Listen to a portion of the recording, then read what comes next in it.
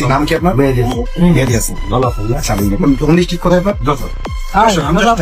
যশোর কোন জায়গায়? যশোর, একটু দাঁড়ান। আপনি তো আমাদের কারণে আসছেন না? না, আমি আমার এক পরিচিত আছে। আচ্ছা, তারপর একটু কথা বলি।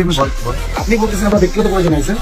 আনসার ভাই আমাকে বলছে যে সদর ওসি আসতেছে, তার সাথে কথা বলবো। অফিসিয়াল কাজ, অফিসিয়াল কাজ। উনি আমাকে বলছে যে না, উনি আমাকে বলছে এখন আপনারটা সত্য না, বলতেছেন না আমি ব্যক্তিগত কাজে আসছি। আমার কাজ তো আমি আপনাকে বলবো না, কি আপনি চাকরিতে আছেন কত বছর?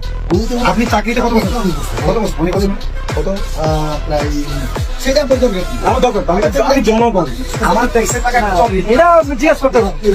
জিজ্ঞেস করতে হবে। এই যে কাপড়টা না আমার টাকা, এই কাপড়টা না এত লম্বা সময় ধরে আমরা আহাজারি করতেছি, বাংলাদেশ পুলিশের কানে যায়নি।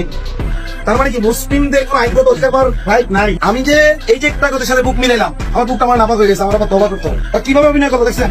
এইগুলো আমরা খাই, আমাদের ট্যাক্সের টাকা এদের পোশাক হয়, ওর বোন মানে কি হয়? ওর বউ বাচ্চা যারা আছে সব আমাদের টাকায় খায়, আর আমাদের সাথে মিথ্যা বললো।